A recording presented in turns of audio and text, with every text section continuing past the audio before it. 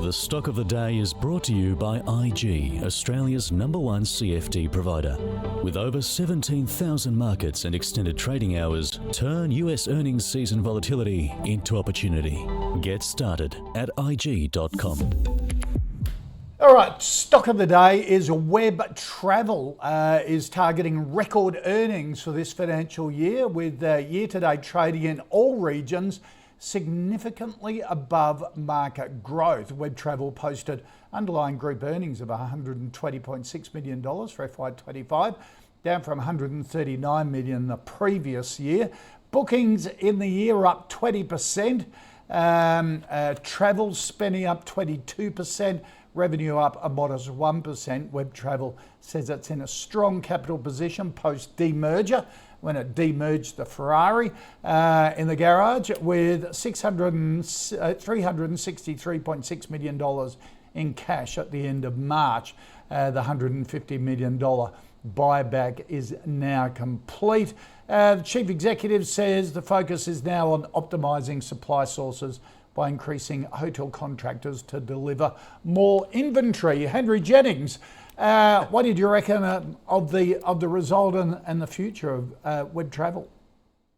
Yeah, thanks, Koshi. An interesting result this morning. I feel a bit sorry for Morgan Stanley, which actually downgraded yesterday and were quite bearish going into the numbers, and it's up 15% today. So that is interesting. The results were good, of course.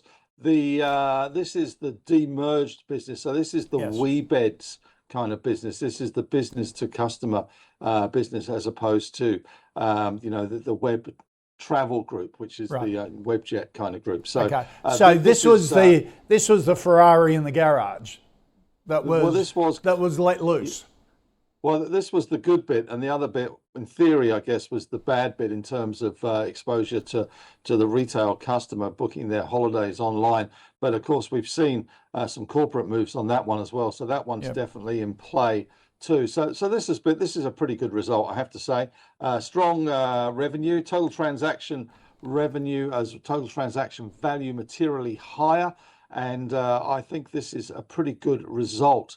They did have lower EBITDA margins, but I think the market remains a little bit optimistic that will be sorted by the fact that TTV will be bigger, and it will continue to grow into the second half. So I think the market was a little bit probably too bearish on Web Travel, and it has been reflected, I guess, in the share price today, and that has been a bit of a positive surprise. As I say, I'm a little bit sorry for Morgan Stanley that came out yesterday with the downgrade. Interesting one, I guess, is SiteMinder, which is in a similar business in terms of hotel bookings as well. So that could be one to watch. That's been on a pretty good run from a sort of 380 up to 460. So maybe have a look at SiteMinder, because I suspect what's good for Web Travel is also good for SiteMinder too. So something to Would you be buying it at these levels?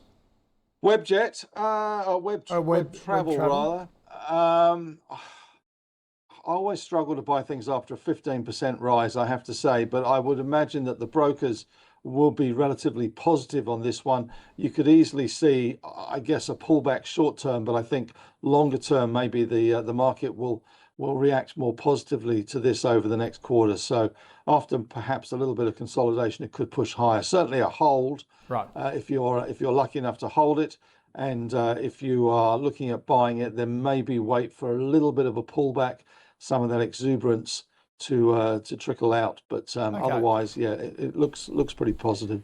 And Andrew, at a time where companies are reluctant to give any guidance, these guys gave really positive guidance. So you would think they would be really, number one, cautious about giving guidance, and the fact that it was so positive, you'd think maybe they're holding a bit back there as well.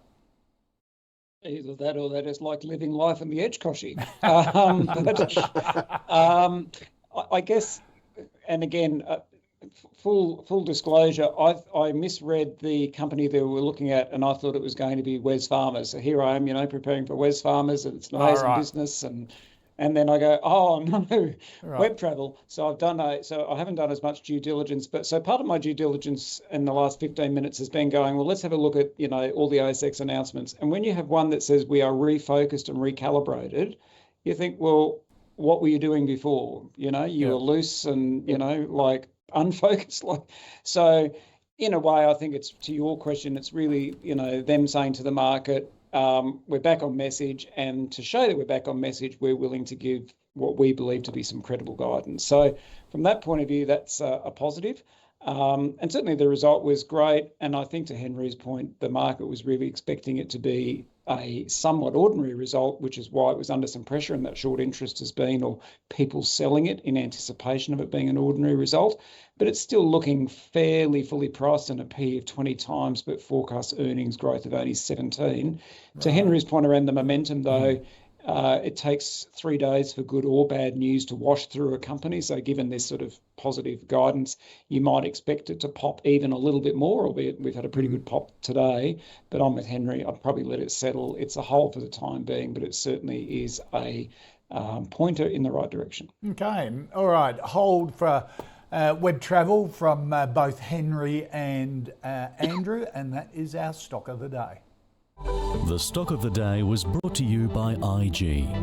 Turn volatility into opportunity this US earnings season with extended trading hours on over 110 key US shares. Get started at IG.com.